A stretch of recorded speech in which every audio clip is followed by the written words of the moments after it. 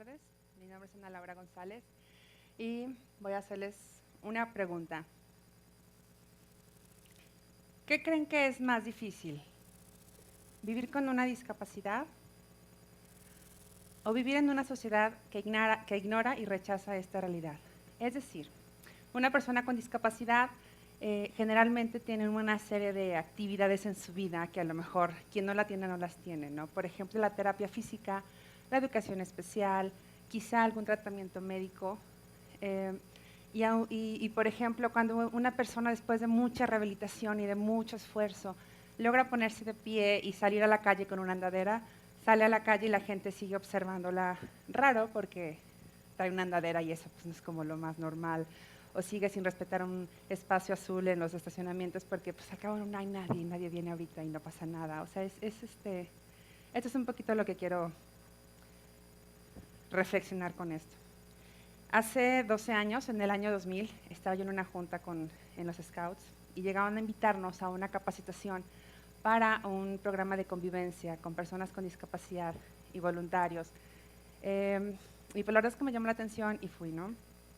Ahí en esa junta, en esa capacitación, conocí a Estela Villarreal, la fundadora de Unidos. Estela Villarreal es la más chica de 5 hermanos, es la del moñito blanco. Ella, cuando nació ella, en su casa ya había 2 hermanos con discapacidad, una discapacidad física e intelectual muy importante, muy severa, pero como ella era la más chica, como ella nació y sus hermanos ya estaban ahí, nunca se preguntó, bueno, ¿por qué mis hermanos están en una silla de ruedas? ¿O por qué mis hermanos les tienen que dar de comer en la boca? ¿Por qué ellos no van a una escuela como la mía? Para ella era algo muy normal, era su vida así, y a lo mejor pensaba que en las casas de toda la gente había unos hermanos como los suyos, ¿no? Porque era algo muy cotidiano. Pero empieza a crecer y se da cuenta que la gente fuera de su familia no los ve como ella los veía, ¿no? La gente, al llegar ellos a un lugar público, la gente se alejaba de sus hermanos. Sus mismos amigos no querían ir a su casa porque pues allí estaban los hermanos. Entonces era como complicado el estar con ellos o convivir con ellos porque pues, simplemente no los conocían. Y eso era la reflexión que ella tenía. La gente no lo hace por maldad, la gente no se acerca a ellos o no interactúa con ellos no porque sea mala, sino porque no los conoce, ¿no? Y como familia tenía 2 opciones, quedarse en su casa donde todos se veían bonito y donde todos se querían y se respetaban y nadie se hacía fuchis o caras raras, o crear algo donde las personas convivieran con las personas con discapacidad y de esa manera se enriquecieran de esta relación y poco a poco cambiar la cultura del país acerca de esto, ¿no? Bueno, pues fue esa historia la que me gustó, me enganché un chorro y me quedé en esa institución, ¿no? Mi primera actividad fue en la disco El Metro, no sé si algunos la conocieron. El tema era los 60s, entonces era como la onda hippie. Y yo llegué pues, muy emocionada a ver qué iba a pasar, a quién iba a conocer, y conocí a Marifer, esta niña que está en la foto. Esta niña tiene una discapacidad intelectual un poquito severa, casi no habla, tiene rasgos autistas, no se comunica mucho con la gente. Entonces ese día en vez de bailar, como era lo que yo esperaba en la disco, estuve todo el tiempo en la alfombra, porque a Marifer le gustaba mucho ver pasar luces de colores por el suelo, en especial el azul, gritaba mucho el color azul. Y la verdad es que yo disfruté mucho, mucho ese momento, como algo tan simple le traía tanta alegría a una persona que quizá no, sufría bastante, ¿no? Pues yo creo que en ese momento y en ese día entre hippies encontré mi vocación. Hace 12 años que estoy en esto, viendo esas historias de transformación y de alegría. Pero pues no siempre todo es alegría, lo comentaban Lucina y Luis hace rato en su plática, cuando la discapacidad llega, a veces hay miedo, a veces hay incertidumbre, no sabes qué va a pasar, no sabes de qué se trata, y es casi como una película de terror. Cuando vemos una película de miedo, la primera vez estás angustiado, no sabes qué va a pasar, te asustas, que no quieres ver, te quieres voltear, pero cuando lo ves por una segunda, después de una vez, pues ya no te asusta porque ya sabes qué sigue, ¿no? Ya sabes lo que pasa. Y eso es lo que vemos en los voluntarios cuando llegan a la actividad. A lo mejor llegan con miedo porque no saben a qué se van a enfrentar, o no saben de qué manera van a convivir con las personas con discapacidad, pero ellos a través de estas convivencias saben encontrar alegría en los detalles más simples, como le sucede a Viviana. Viviana conoció a Diego, un chico con discapacidad física, con parálisis cerebral. Ella disfrutaba tanto estar con él y se divertía tanto en los paseos con él, que no podía entender cómo su mamá había decidido abandonarlo y no darse la oportunidad de vivir esto tan rico con él, ¿no? Y en contra de lo que muchos pudiéramos pensar, que las personas con discapacidad tienen su mundo, su burbuja, y luego las películas hacen mucho este cliché, que las personas con discapacidad están en su rollo y no se dan cuenta de lo que sucede alrededor. Pues eso no es verdad, ¿no? Somos iguales y esto lo entendió Rodrigo. Rodrigo es un voluntario de Unidos. Un día platicando con Eli tiene discapacidad intelectual, es muy independiente.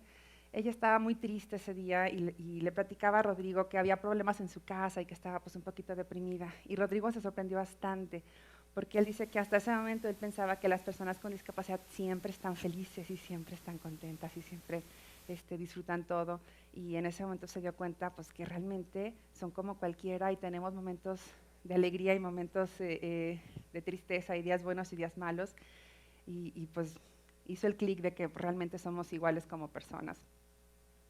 Actualmente Rodrigo tiene su círculo de amigos más cercanos a personas con discapacidad, con quien sale, con quien viaja y se divierte.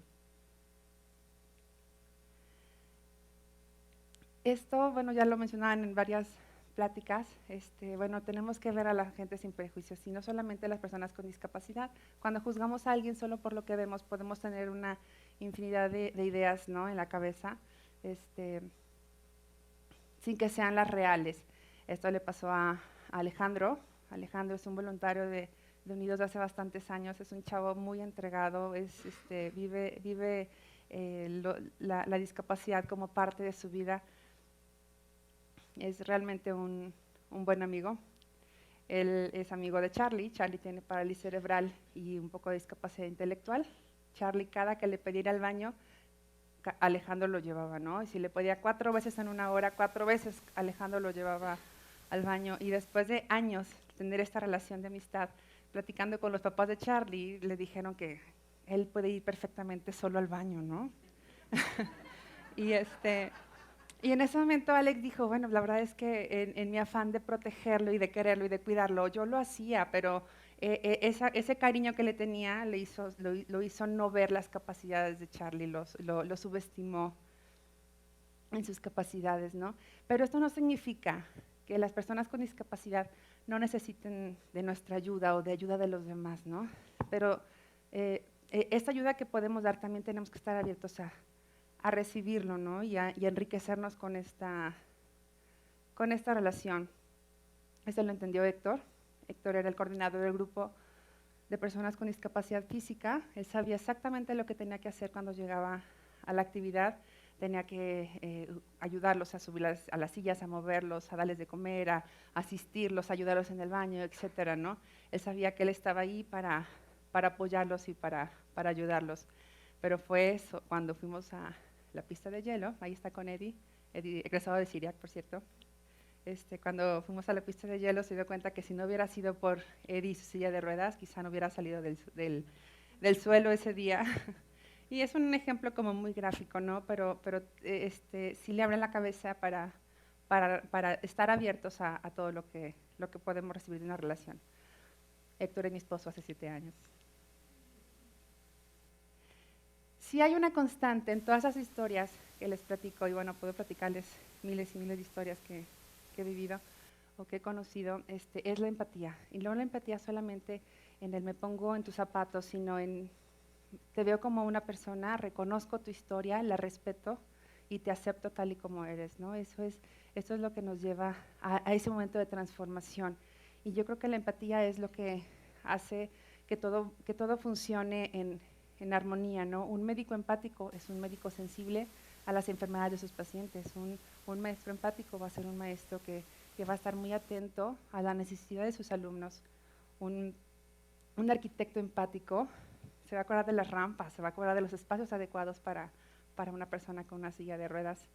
Y yo creo que podemos tener la sociedad que queremos, podemos llegar a tener esto que soñamos como personas o como ciudadanos, el día que dejemos, que avancemos para perder este miedo y que nos reconozcamos a todos como personas iguales.